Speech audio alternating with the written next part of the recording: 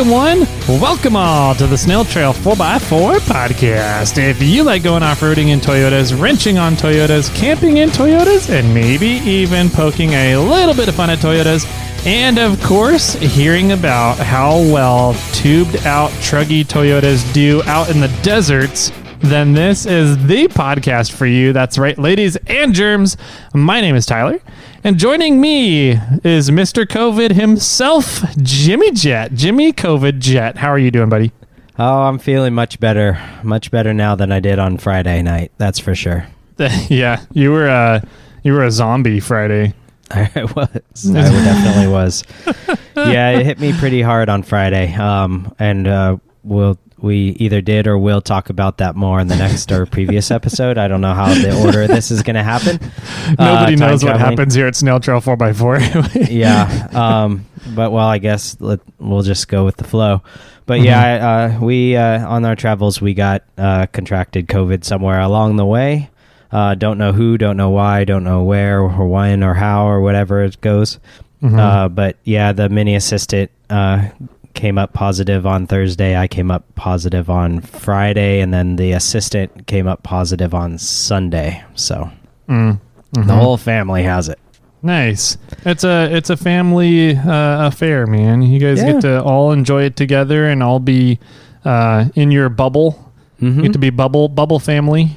Absolutely. Up there, so, yeah. It's been a wild ride these last few days. Let's see, we had the air conditioner for some reason failed a few days ago. In the like at 4 o'clock in the middle of the day, and we're like, man, it's getting hot in here, and we tried to restart it, and it said it gave us a weird error on the, via the phone because we can do it electronically. We're all fancy like that, and so we just restarted it again, and then it started back up. So hopefully that is over us. But then the next day, power went out. Went out right at 5 o'clock, pretty much. We were actually recording the next episode. Next episode. Yeah, we had to finish that on the phone. And the power didn't come on. The power came on for us. It wasn't a rolling brownout. It was actually a transformer in the neighborhood blew because I think too many people were drawing power, and it blew for the house across the street from us. Like, it has the big old transformer, and everything in this area is all in the ground. So it was like the transformer is right there in their front yard, and the power came on for us about 10 o'clock at night. But then there was still 10 houses on our street that didn't have power until they replaced that transformer at like 12 to 12:15 at night. Then the rest of the neighborhood got power. So, wow. Yeah, there was construction going on almost literally in front of our house until about midnight last night.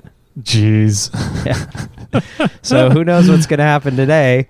I know, right? This is just July. We said it was going to be a crazy July, and more things are popping up that we weren't prepared for, and it's making things even more fun. I know, right? It'd be a lot easier if we could get together and just hash out these podcasts really quick instead of having to sit across the town from each other. But yeah, I will give it to I think all the support that the listeners and the iRates, the Snail Squads give us to be able to get this software that we're using now.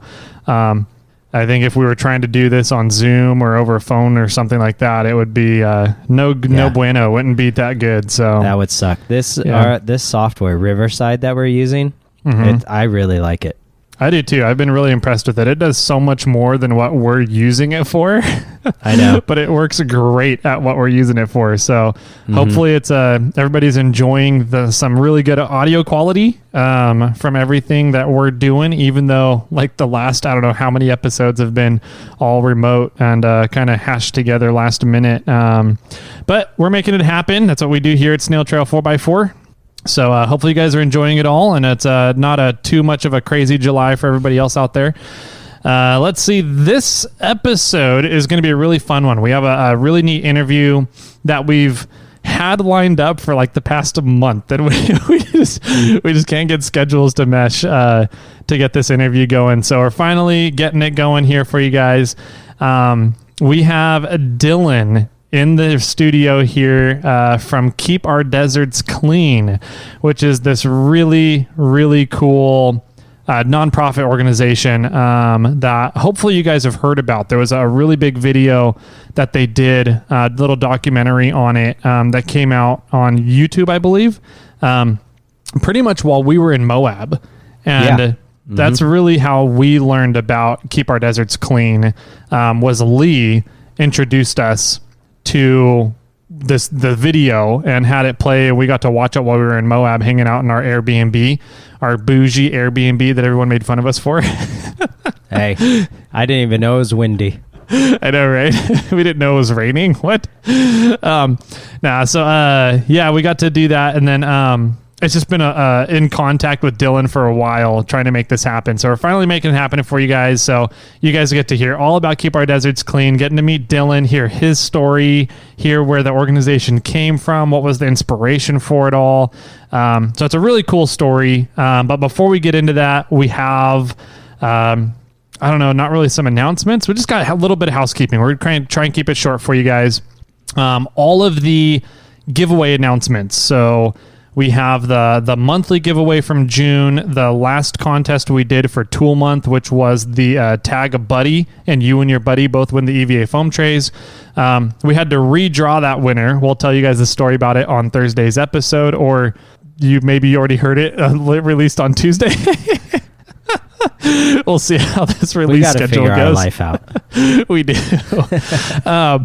So those announcements are on the other episode this week. And let's see, there was a couple other. We did FNGs, we did birthdays, we did all sorts of fun stuff to get caught up with housekeeping stuff. So listen to the other episode this week for all that information.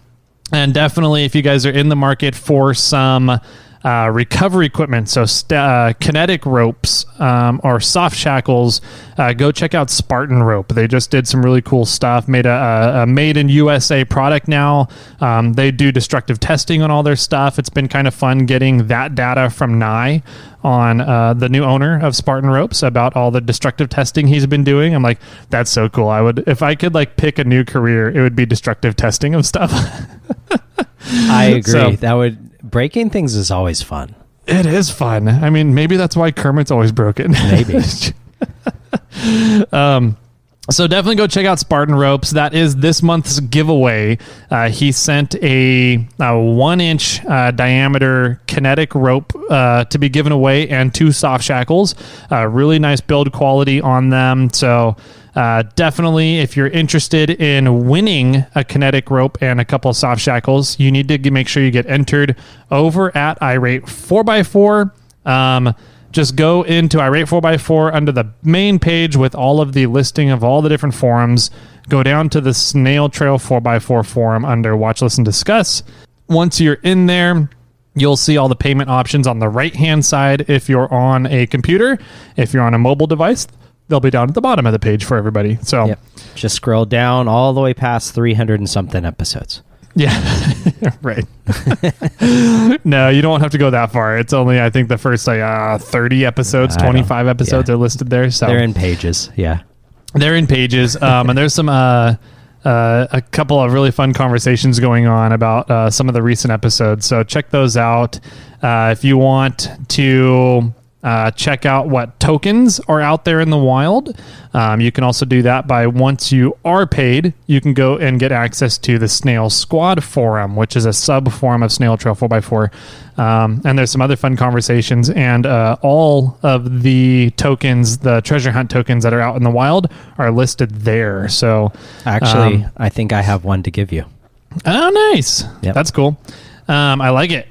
Put more up there. I also bought some new tools for the Morphlate warehouse, and I picked up a new hole saw, so we can start cranking out those tokens on our just as quickly as we can make them, I guess. So, yeah, excellent. Yeah, man. I think that about does it for housekeeping. Did you have anything for announcements or anything you wanted to let people know about? Nope. Thanks for those that have already reached out to me and asked if I was doing okay. I did post something up on Instagram saying that these episodes were going to be a little late because of various reasons, and one of them I stated that I did have COVID, and I did have a lot of people actually start reaching out to me to see how I was doing, so I do appreciate that. Other than that, I think let's start the show. Sounds good, man. So without further ado, everybody grab your favorite drinks, go get some popcorn, go grab your trash bags, and we'll be right on back with Dylan from Keep Our Deserts Clean.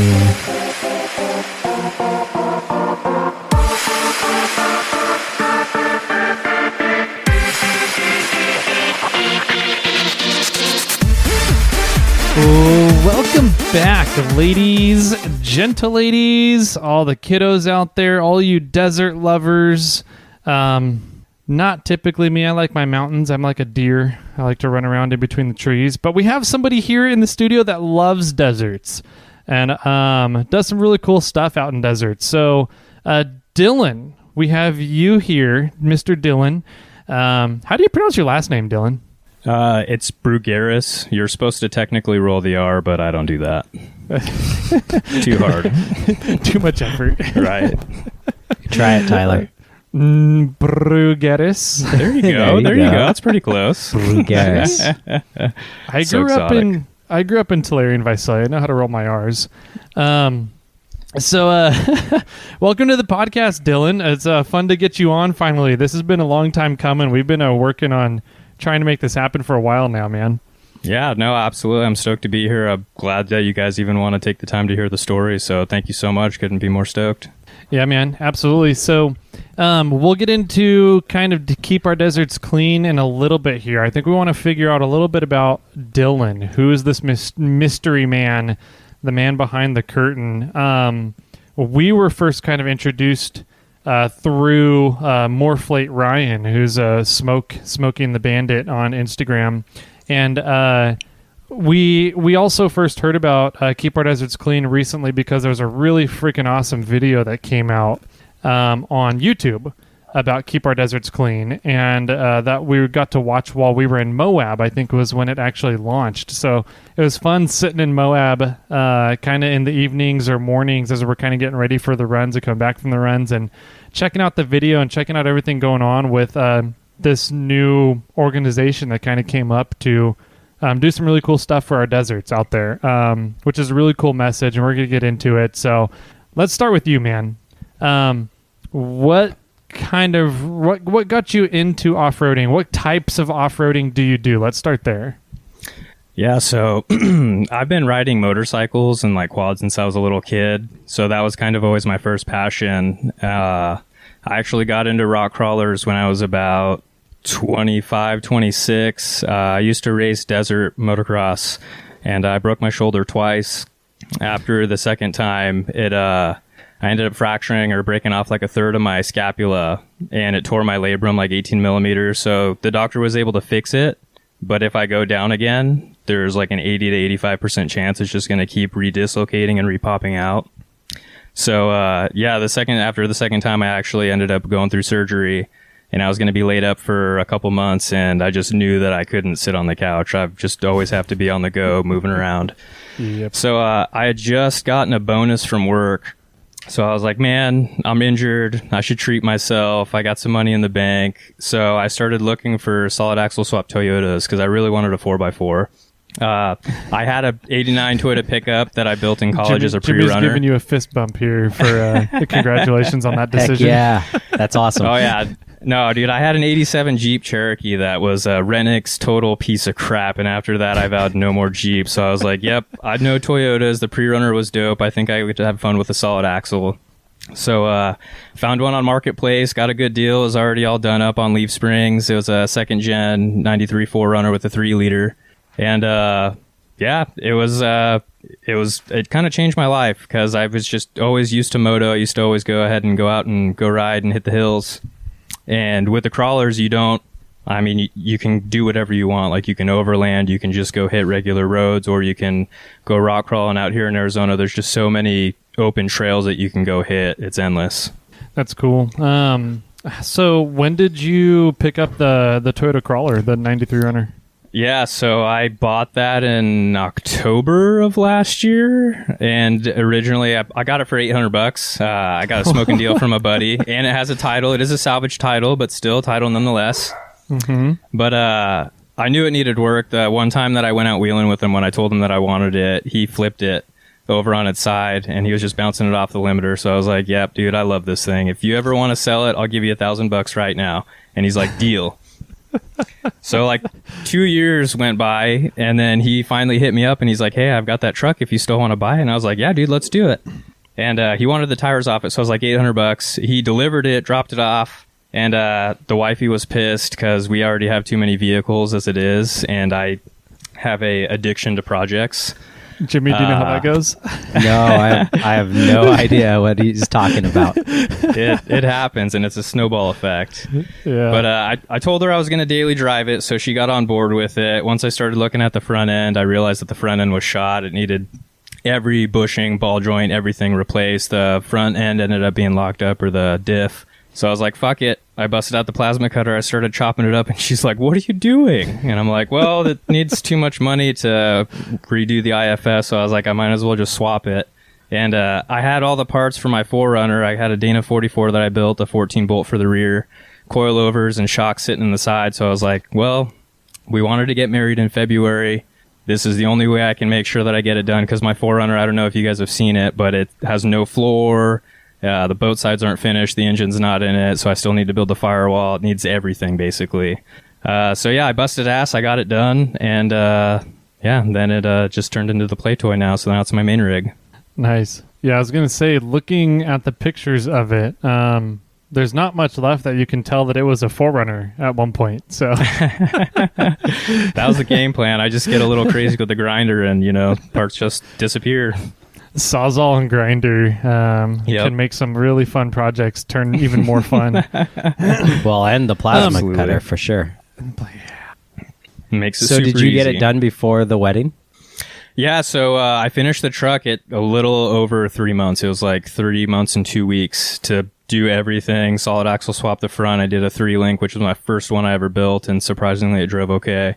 But yeah, I got it done in like January. I took it out maybe 2 times or 3 times before the actual wedding to make sure that everything worked. And I didn't realize it until a couple months later, but I guess the first or second trip I took it out, I grenaded the right front inner RCV axle.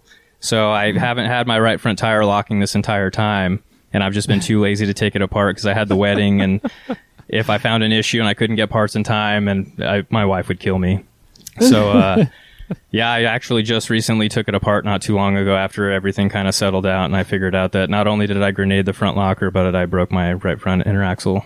Wow. But got parts in now. Yukon sent me a replacement. RCV warrantied out my stuff, so now I just got to get everything in and go have some fun. Nice. That's awesome, That's and congratulations on getting married. Mm-hmm. Thank you. I appreciate it. Yeah, when was the wedding? How long have you been married now here? So it was February 12th, so just 5 months, a little over 5 months. Oh, this year? That's cool. I thought we were talking. Yeah, it just happened this year. Okay. No, this just happened. That's awesome. That's great. Yeah, So it's been a wild what ride. drivetrain's in it? Did you stick with the 3-liter or a 22RE, or did you change that up?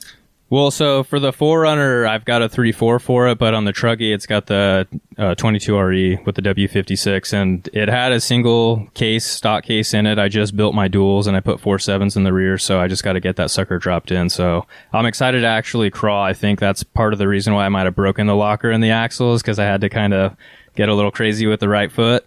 It burned up my clutch just trying to fucking clutch up everything, so I definitely need that lower gearing. It definitely does helps, make all that's the for sure. difference in the world. Yeah. Oh, dude, I hate it. I see all my Toyota buddies come out, and I can like walk faster than they're crawling, and they're not even using the clutch. It's insane. Yeah, it was funny. I was out on a trail recently in the F-150, and I was like, man, I thought I went slow in the Toyota with the crawler.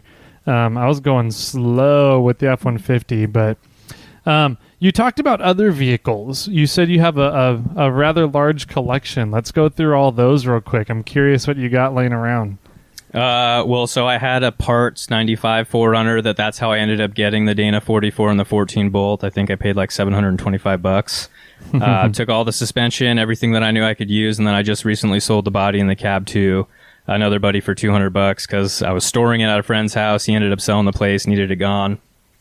I had a 1991 two-door XJ that I didn't really build it. I traded my race bike for it. And And then I was actually going to give it to the wifey, and it was just too light for her. It was a little too squirrely and it needed a lot of work. So at the time, I lived at a rental. We had an HOA, and I had too many vehicles at the house, so I had to get rid of it. So I sold it to my brother for $2,000, and then it's actually been at my house for almost a year because he let me borrow it for a buddy's bachelor party, and I completely destroyed it. I completely demolished the rear unibody, ripped the shackle hangers right off. Jeez. Whoops. But yeah, it happens. That's why I like Toyotas. Yeah, unibody problems. Yep. And then I've just got motorcycles and all kinds of stuff. So that was 2. Is there more? I mean, those are really the only recent ones, but I bought another 98 4Runner that I used for the 3-4 swap. I had to drive out to Lake Havasu to go get it, but that's it. But that's already gone, so she can't really give me too much shit about that. And then she's got a 2014 Jeep JK 4-door that we're slowly building, and then I've got my daily driver, which is a 2005 Silverado. Nice. Okay. Now you're getting. You mentioned. There. Yeah, there you go. You mentioned earlier about pre-running. Have you done a lot of like pre-running? I know you're kind of down in the Arizona desert, and so you've got a lot of wide open spaces. Has pre-running kind of been part of your background too, or was it mainly just the motorcycles and quad stuff? Well, so I kind of got into it from the motorcycles and quads, just going down to, I saw the Baja 500 start one time, and I saw the trucks, and I just kind of fell in love, and then watching them on TV and whatnot. But yeah, I mean, at the time in high school, or the end of high school, starting out college, all my buddies started building them, but nobody ever seemed to really finish them, so I was the only one that had a working vehicle, and going out, and it's only 2-wheel drive, even with a locker, I would sink it all the time because we have so many sand washes out here, and with me going out by myself, it just wasn't a good idea, so that's why I tried to get back into the 4-wheel drive scene. But yeah, I mean, it is super fun, and out here there is a lot of open land. You just going fast kind of scares me. I've seen a lot of people take head-on diggers out in the washes and whatnot out here just from not paying attention, and it happens. You can only do so much, so I'd rather stick to the slower stuff.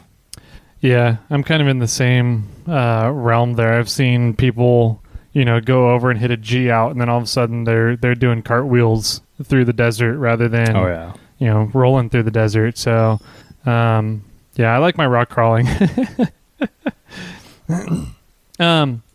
So cool. So do you currently have the Truggy and the 4Runner?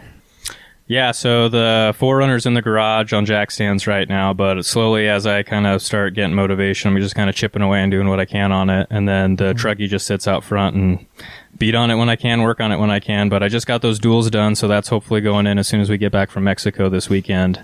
Nice. And then after that, I just got to kind of rework some stuff and clean all the rust off and hopefully get it painted because it was a nice patina earlier, but all the rain that we've been having with these fucking haboobs and whatnot, it's shit brown now, so it's looking a little dirty. Gotcha.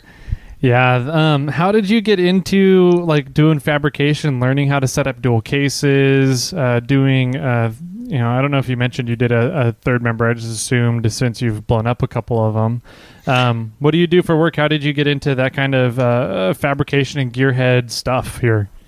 Honestly, my dad kind of got me into it. So I wouldn't say that we were poor by any means, but he was always just the kind of guy that would do everything himself. He had a little, not even a MIG, it was a little flux core Lincoln welder that I watched him completely build a golf cart from scratch out of like 5 different ones. So he taught me how to weld on that in high school, or near the end of high school, when I had my pre-runner. I moved in with a buddy that had a nice welder, and he had a JD squared bender, and he just kind of showed me a couple times how to use it. I built my pre-runner bumper on my Toyota, and then from there it just kind of escalated. I bought more tube, I built the bed cage, then I built some shock hoops, and then I built the cage. I can't justify paying somebody for something that I could take the time to learn how to do myself. And then plus it's a good skill to have. I mean, especially with an older vehicle, I like to call them shit boxes, but it's more than likely going to break down at some point in time, whether it's on the side of the road or on the trail. If something happens, if you're doing all of the work yourself, you're going to be more inclined to be able to fix it. So yeah, I mean, I've saved myself thousands and thousands of dollars just by figuring it out. Yeah, definitely that. And the fact that you did it once, you know how you can do it again, right? And if it does break while you're out, you know how to fix it, right? And I think that's a wise lesson to be able to throw yourself into it, try and figure it out, try and overcome the hassles of, how to design and build something. But then once you achieve it, there's a massive reward for that.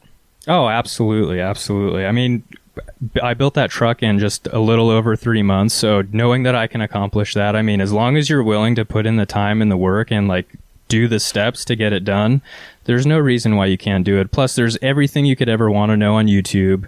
There's all kinds of forums. If you've ever wanted to do something, somebody at one point in time has done it and they've documented it. So, and plus with IG, there's so many people that reach out to me and offer me help. So anyone can do it. So is something special going on down in Mexico in the next few days here, business wise, or is this just a pleasure trip?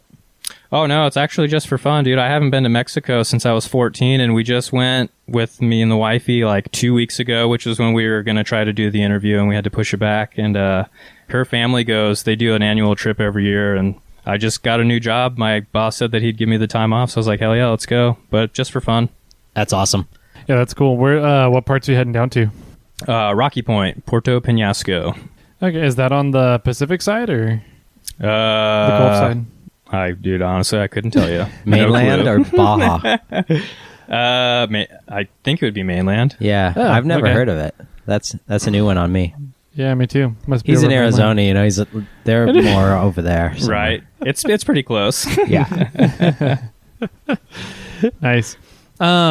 So you guys, has your wife been super into off-roading too, or did she kind of start getting into it here because of your passions and all these the loose wires going on in your head with picking up all these vehicles and working on them and cutting them apart and putting them back together? Dude, so it's actually a crazy story. So I met Ricky back when we were like 14 or 15. And it never went anywhere. I'll be honest with you. I was a horrible dude in high school. Like, I wouldn't have wanted to date me if I was a female. So it actually worked out for the better. When I got my 4Runner, we have a mutual friend, Ethan, that works over at Westcott Designs here locally. He saw me posting on IG and he's like, hey, dude, let's go wheel. And then around the same time that I got it, Ricky's my wife. She ended up getting into an accident. She had a Mustang, completely totaled it. It wasn't her fault. And then she ended up getting the Jeep. And then from there, our buddy Ethan, he worked at an off-road shop at the time. So he put wheels and tires on it. They did a little 2.5-inch lift. And then she wanted to start coming out wheeling. So Ethan hit both of us up. We went wheeling one time. And then after that, we just kind of started talking, dating, and now we're married. But yeah, so she just kind of wants to build it into a crawler eventually. I bought her some tons for her birthday this year. So we're just waiting for some money and some time. Man, I wish my significant other would buy me some tons, man. Yeah, I know. Yeah, see, I don't get her flowers though. I'm not romantic. I'll buy you tons, but I don't do the romantic stuff. So it's a trade-off. It's you could put a little like weld rosebud on there. There you go. Yeah. Ooh, that's a good idea. Next year. Yeah. Plasma cut out some roses and put it on the third member or the differential there in plate. That'd be sick. Yeah. Well, cool. I heard from a little birdie told me that you actually got involved with Keep Our Deserts Clean kind of because of her. Is that true? Yeah, absolutely. So the very first, it wasn't really an official cleanup. It was just kind of a meet and greet. But I think it was like April of 2019. They went out to Butcher Jones, which is behind Swirl Lake, a local off-road place here in AZ. Just a couple people going out, meeting up to go wheel. There's a couple trails and hill climbs out there, and then just kind of picking up trash along the way. And everybody had such a good time, and so many people like wanted to continue doing it. That's how Dylan Miller he's basically the starter of Keep Our Desert Clean. He was the one that kind of started putting out the texts and the feelers to everybody. He kind of took off with it, and he wanted to make it into like a bigger thing, get more people involved. And he started reaching out to companies to get product for like raffles and whatnot, so that way we can kind of give back. So it just incentivizes people to kind of come out and help. And at the time I was working at AZ Off-Road and Performance as the lead parts guy. So I was like, dude, help me help you. Let's do this. So he hit me up. I got the boss to donate some product, and then we've just kind of been friends ever since. And every time he does a cleanup, I try to advertise for him, spread the word, and just do what we can to help out. That's really cool. So you weren't one of the, I don't know, I guess you kind of were one of the original the OGs in the group there to get things kind of off the ground and up and running there? Yeah, I mean, I didn't go to the first little meet and greet thing, but all the other events, yeah, for sure. Yeah, the cool thing is that Stable Brandon 303 Car Care Products, I know you guys said that you saw it in Moab. They actually were kind enough to fly out here, film, and just kind of get our side of the story to try to raise awareness so that way we can get more people on board, because unfortunately it seems like common sense to most people, but a lot of people don't go out and about, and for people that don't go out to the desert or go out to the trails and see how much trash is left out there, and it literally looks like dump sites at some of these places just because people are too lazy or too cheap to go to the dump. It's just a huge issue. Yeah, so let's talk a little bit about the goal of Keep Our Deserts Clean here. So explain what the organization is. It a nonprofit organization, I assume? Yeah, so it is. It's a 501c3 nonprofit organization. And over the time of everything so far, this is not including the most recent cleanup because I don't have the information from that, but it's over 83 tons of trash removed, which is over 166,000 pounds. Wow. Which is crazy considering we just started doing this in like April of 2019, so it's still pretty young. Jesus Christ. There's a lot of crap out there. Yeah, seriously. It's insane. It's insane. And the cleanups, they just keep getting bigger and bigger. Like every time we come out, there's always more people. It's kind of getting a little difficult because now Dylan has to find spots that are big enough to kind of host everybody and getting all the permits and everything. But it's awesome that people are actually wanting to kind of give back to the community, because if we don't take care of the land, it's eventually we're gonna lose it. Yeah, I wonder if there's a way that you can, have like leaders of different groups. Like Dylan will organize an event, but then you just send people out to, different cities in different directions, and they clean up that area and kind of divide and conquer in a way. I know, have you been following much of what the Gambler 500 has been doing lately? I follow them as far as like the event goes, but what are you talking about, like cleanups and stuff? Yeah, because it, back in the day, originally it kind of was sort of like a cheap car rally in a way, and now it really turned into like, just go drive around, go explore Oregon, but clean up as you go, and let's bring all that trash back and have and then have our party that that they have, which I think has been a good move to try to clean up Oregon, which, I'm just kind of bringing it up because it seems like you guys are kind of doing the same thing in regards to cleaning up the desert as well.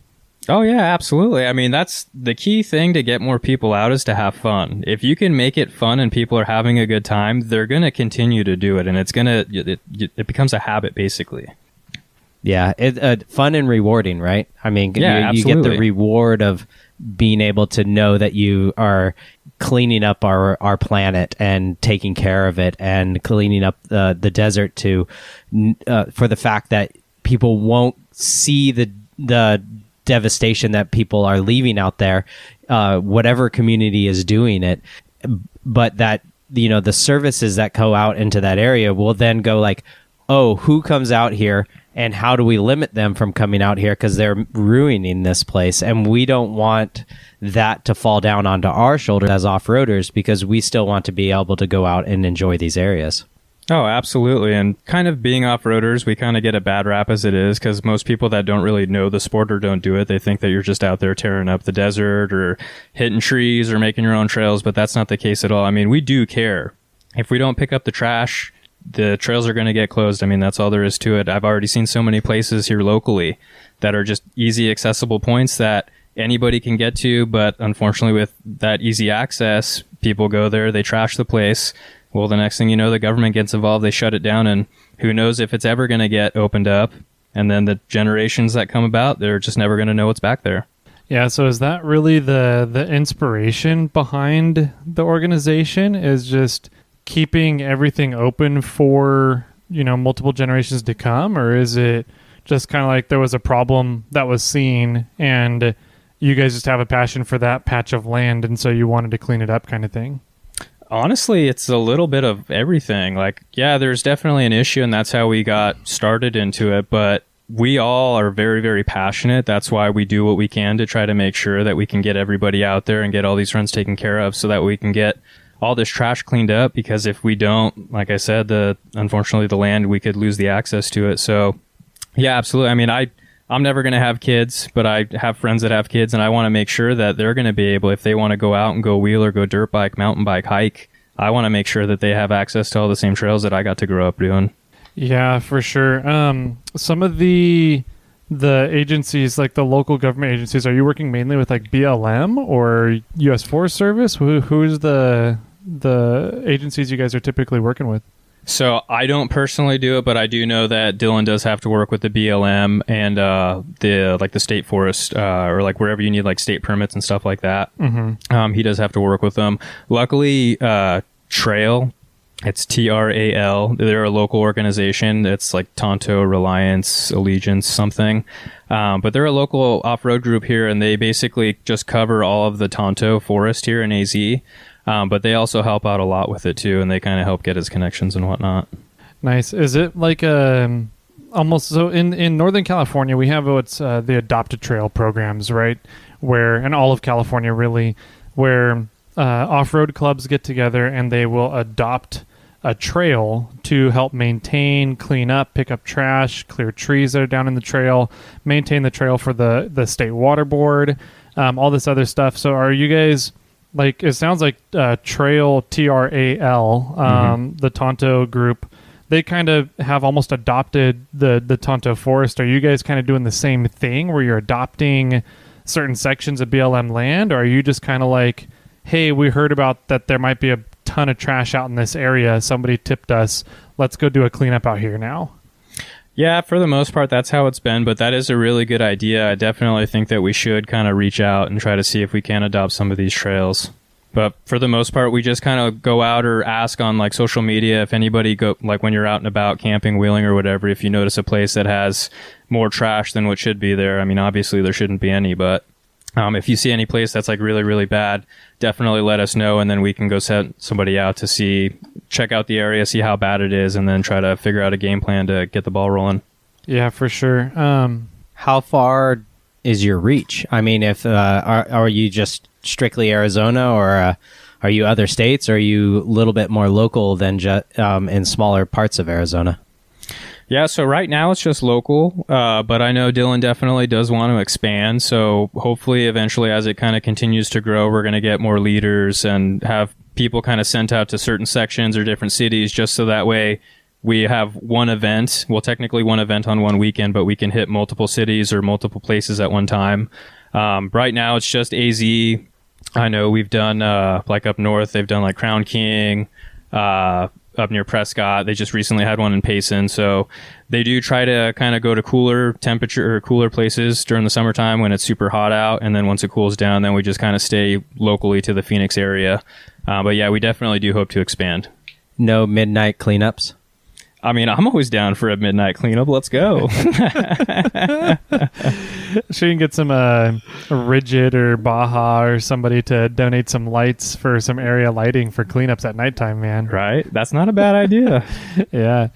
What's the have you guys seen a lot of like positive impact with the local agencies? Like, are they now kind of like seeing, like, if they see a problem, do they contact you and be like, hey guys, there's a huge, like, there's a boat over here in this one spot. Are you guys going to be out in this area anytime soon? Like, are they looking to, are you guys that ingrained with them yet, or how's that working?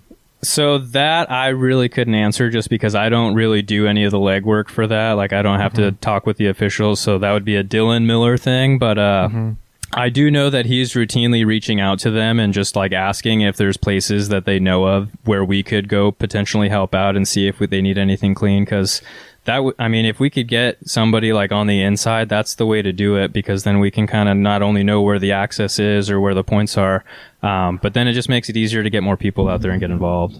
Yeah, for sure. That's kind of what I was wanting to allude to, is, you know, having the government agencies, entities on your side just brings even more legitimacy to it all. And I was curious if that was like impacting the off-roading branding, I guess, to the government agencies in the Arizona area, where they're now more friendly or more open to have discussions with off-roaders before trails just get shut down, and see if there's any, problems that can be solved by off-roaders stepping up and volunteering, like what Keep Our Deserts Clean does.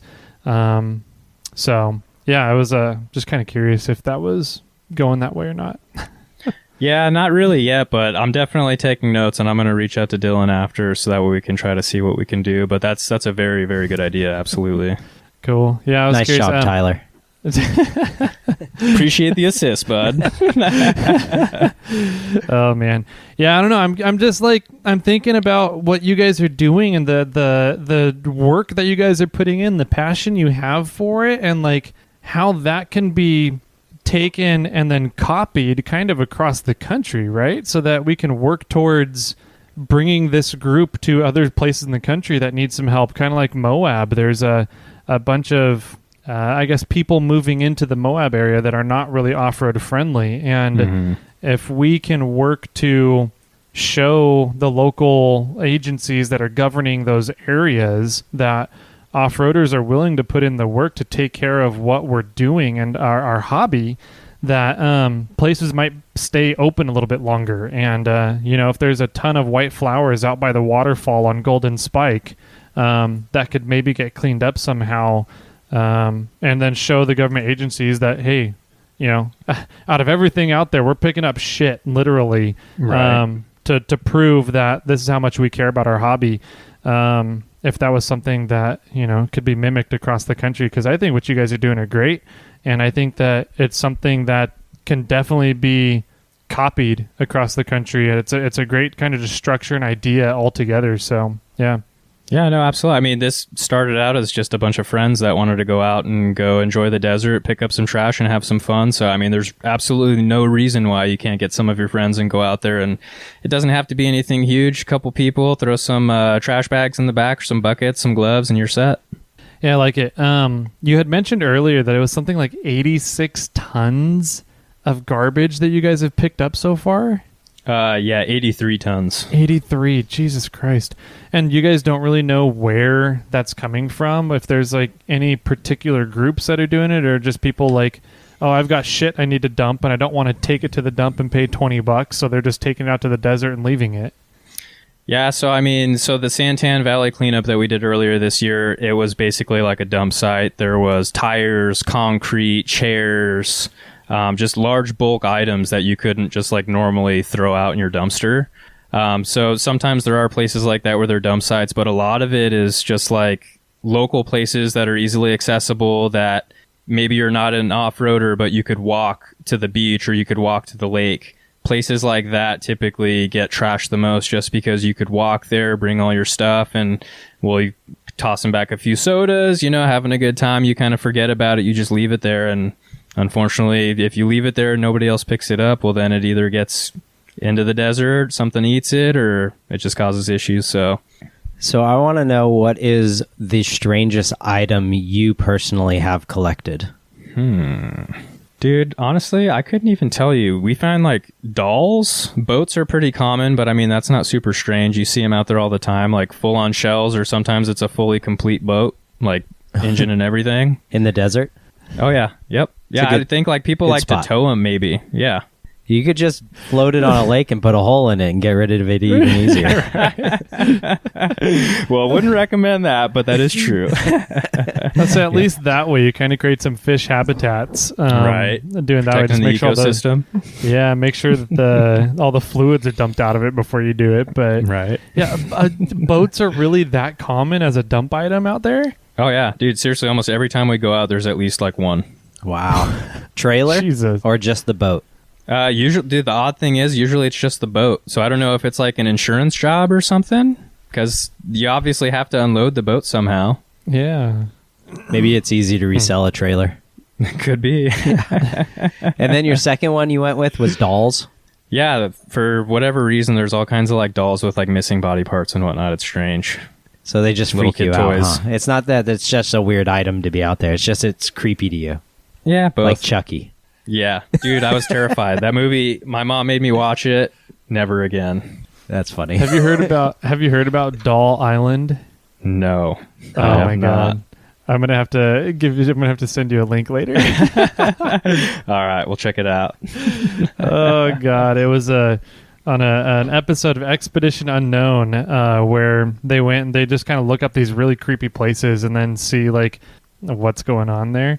And there's an island in the middle of, God, I forget what country it is, but this guy just collected dolls, and there's dolls everywhere, all over the entire island. And it's not like a huge island, small island, but it's freaking creepy, man. They're I would everywhere. never go there. Yeah, it sounds a little scary. So tell us a little bit about the video that was made. What was the name of it? And can you break down the gist and all the partners? So I'm going to have to pull it up on YouTube. I'm sorry because I forgot the name. But it was Golden Eagles, the producing company. How they actually got in touch with us is Ted Horowitz. He is, I think, the treasurer of Keep Our Desert Clean. He's basically Dylan Miller's best friend. But, he went to school with somebody involved in the Eagle producing company. They reached out and they kind of saw what they were doing, and they were like, "Oh yeah, let's kind of get you guys involved, or let's get you guys some exposure and kind of see what we can do." So the main companies that are a part of it is Stable, Stabil, and then 303 Car Care Products. Super cool dudes. But yeah, they just came out here. They got our story, and then we got to kind of show them some of the trails. So it was a super good time, and I couldn't be more excited for it. But I'm trying to pull up the name right now. Yeah, so it's From the Ground Up, Keeping the Desert Clean. So you can either search for it on YouTube from the title, or if you just type in 303 Products, you'll be able to find it there. Awesome. The 303 Aerospace like rubber regenerizer is by far one of my favorite products. If you've never used it, it's phenomenal. It works on it, almost plastics, rubber. It works on so many things. It's awesome. I need to try out some of their Stable offers, some kind of like rust penetration shit that's like better than WD-40. I need to try to get them to send me out some so my cage stops rusting. Yeah. So you can turn that shit brown thing into something pretty again. Hopefully one day, dude. These cases, I don't know if you've seen them. It's the only new looking thing that's on the rig. All nice and pretty. All nice and shiny. Yeah. It was the video was really cool. It was really well done. It had some really great interviews with everybody. And I thought it told the story pretty well. And I thought it kind of showed what the group is about. It hits a little bit on the fun parts of getting people out to have, do some off-roading. But when it all comes down to it, you're also doing this really neat thing and giving back to try and keep these areas open. And so I thought it was a really well done video, not just for Keep Our Deserts Clean, but also for the hobby as well, to show other people who aren't involved and don't understand what we do with our vehicles and why we do what we do to our vehicles. Kind of a little bit into what's going on inside our messed up heads as we're out there playing around in the desert, or our vehicles doing rock crawling or pre-running or whatever's going on with that we're doing. So it was a really neat video. I'm really glad you guys got to do it and had the opportunity to share that with everybody in that kind of way. Yeah, no, dude, me too. I was just stoked to even be a part of it. When they reached out to me, I was honestly surprised. But yeah, I mean, education is a big thing, so they touch on that, and awareness is a bigger thing too, because a lot of people that watched the video never knew that this was such an issue. They never knew that there was this much trash out there. So I mean, if you don't go out, you just wouldn't know unless somebody physically told you or showed you. Yeah, it was crazy. I'm one of them. I'm raising my hand here. I didn't realize there was that much stuff out there in the deserts. I mean, I get that, I would think that it would be like, somebody just going out and they had lunch somewhere and left their sandwich wrapping in a beer can maybe on the ground. Not entire dump sites with boats and dolls and all this stuff being left out there. Oh yeah, that's everything. It was just a huge eye opener. And like you said, I think awareness is a big, big part of it, that we just need to make people more aware of what's going on in these places that we like to go play at. So. Right, and it's not the off-roaders that are dumping things like, trash, boats, dolls, concrete, tires. It's not that, it's not the off-roaders that are making it into a dump site, right? It's another person that is just trying to get rid of stuff that doesn't want to pay a dump fee. And a lot of times that, government agencies or people going out there will will think it's us because we're the people that go out there. Right, absolutely. Yeah, I mean, we're constantly picking up trash from everybody else. So if you've ever watched any like hardcore wheeling videos of Arizona, Table Mesa is like a notorious area. That's where a lot of people like to also go and shoot. And when people shoot, they don't pick up their brass. They leave all the casings and everything there, their targets. So that's just another example of like, if that area gets shut down, those are a lot of like our close, fun, super fun, easy trails. And there's like anything from Mild to Wild out there. And if that area gets shut down, we lose access to it all. So it takes a team, it takes a group effort to make sure that we do our part and keep up after each other. Yeah. Has it been, I guess I don't know. I'm not too involved with, shooting groups or whatnot, but like if people are going out there shooting, is it, groups of people that are going out there? Is it typically like individuals that are like, oh, let's just go out because we know Table Mesa is a place where you can get access to the outdoors, and they're just heading out there and leaving stuff everywhere? It honestly, in that area, it could go either way, because when people see all that kind of trash just left there from people not picking up after themselves, well, then sometimes you could think, well, hey, this might be a dump site. If everybody else is doing it, why can't I do it? Yeah. So, I mean, it could be a little bit of both, but for the most part, it's usually just like all this stuff from like the targets and the actual shell casings and whatnot. Right. And when one person sees the fact that there's targets and shells already left out there, then, well, I'm just going to leave all mine also. Absolutely. But this is the cool part, though. So you flip that around, people see you picking up other people's shit out there, like, oh, that's not theirs. Why are they doing that? They don't have to. Well, absolutely. You don't have to. We want to, because we want to keep this area open. So if we can try to get more people on that same kind of line, like thought process, then there's no reason why any of these trails should be getting shut down for trash or for like just shit being dumped everywhere. Yeah. Do you think it is more of a changing a mind condition, a mental condition for people? Or do you think people typically want to, but they're just like, I'm just not going to do it because nobody else is doing it, kind of thing? Or like, do you think people want to and they just don't see somebody already doing it, so they don't want to do it? Or do you think people don't really think about it and we just got to kind of change the mindset here about trash and areas where we like to play? Well, I mean, honestly, everything kind of goes hand in hand. So if you don't have that mindset, because people are raised differently, it happens. Maybe your parents weren't so strict and they just let you throw your shit everywhere. That's not necessarily your problem. You were raised that way, but you grow up in life thinking that it's okay. Well, it's not.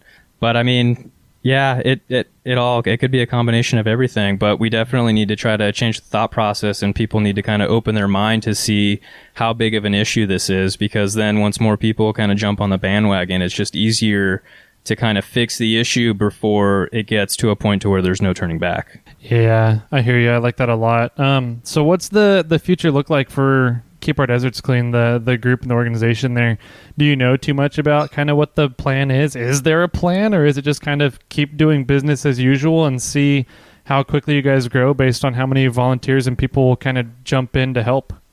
Well, I know for sure, talking with Dylan, he definitely wants to expand. I've asked him what I could do to try to get more involved. And the thing with getting more people involved is then you have to get permits to make everything legal. So just that way you're kind of staying in compliance, so that way you don't get shut down. Because if you don't have those permits or whatever you need, well, then you're just making yourself look bad, and we don't want that. So Dylan was actually kind enough to offer to kind of let me or let others kind of schedule their own little cleanups, and he would sponsor it. But by him sponsoring, then he doesn't have to go through all the legal hoops and bounds, but then we can just kind of, he already provided all the supplies. I can go pick up the dump trailer. He'll cover the dump fees. So we definitely want to do what we can to keep active and keep hitting more and more places and to keep getting more and more people involved. But yeah, honestly, we'll just have to see what happens. What are the costs associated? Obviously, you've got the kind of things you just said. There's probably trash bags. A lot of trash bags are used. There's a dump trailer that's in use, or you're making more of them possibly. Dump fees. Like, what are the costs really associated with this project? Yeah, so I mean, there's the trash haul off. So I mean, he bought the dump trailer. He bought a new truck to be able to pull the trailer.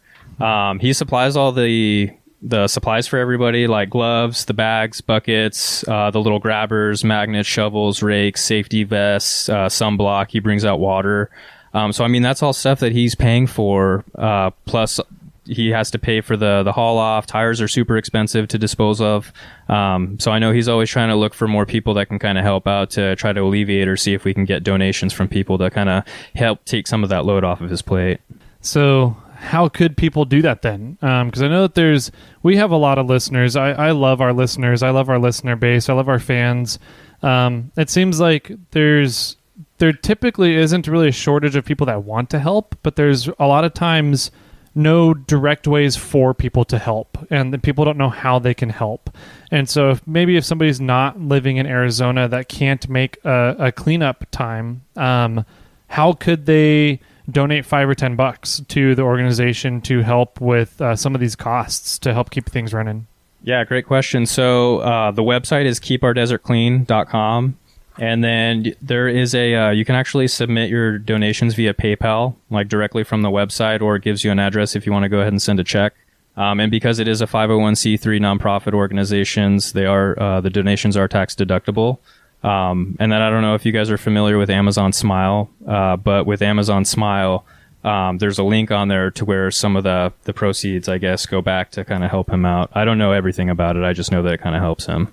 Yeah, Amazon Smile's cool. I'm not too familiar with it either, but when you either click on it first and then you can do your checkout, or you click on it right at the end, and then a portion of your purchases will go to that organization. So that's definitely a great way to help out organizations. And there's all different types of organizations. I almost every single time I will do an Amazon order, I'll just choose an organization on Amazon Smile, click on something, because it's no money out of my pocket, and then I'm giving money to an organization. But now that I know you guys are a part of that, I'm definitely gonna choose you guys and help that out. No, we appreciate it. Every little bit helps. Very cool, man. If people wanted to get in contact with you, how could they do that? So yeah, I guess Instagram's probably the best way. So my IG handle is Desert Rat Design. So it's DZRTRATDZNS. So yeah, just take the vowels out, I guess, and Z's for S's.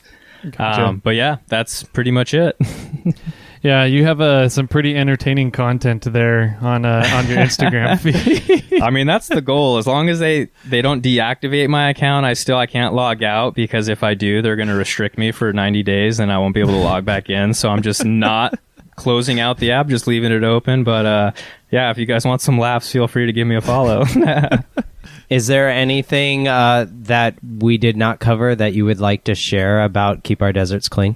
No, I mean, I think we pretty much covered it all. Just if you guys are able to not even necessarily get involved with us, but even if you're not local to us or Arizona, wherever you're at, there's always somewhere to get involved. So reach out, see what you can do, get some friends, get out there and go pick up some trash. I like it, man. If people wanted to get a hold of Keep Our Deserts Clean to see when the next cleanup is, other volunteer opportunities for them to come out and help and be a part of the movement, was that on Instagram, just through the website? Where would they do that at? Yeah, so you can definitely do the website. It has all the info there along with Dylan's email, or you can reach out to him on Instagram and Facebook. It is just all one word, it's at Keep Our Desert Clean. Very cool. Yeah, this has been awesome, man. Everybody, all of our listeners, if you guys have listened to the show before, you know how much of advocates we are here at Snail Trail 4x4 about trail advocacy organizations and groups that are doing exactly what you guys are doing. So my hat's off to you. I think it's an awesome thing. It's super inspirational. Makes me want to come make a trip out to Arizona and be a part of a cleanup sometime here in the near future. So thank you for everything you guys do. And hopefully we can inspire some other people to either help with Keep Our Deserts Clean or help with wherever is local to them. Like you said, there's a lot of opportunity around this country to help and give back to the trails that we love to go out and enjoy using. So, yeah. Absolutely. Very cool, man. Jimmy, any final words to wrap up this episode here?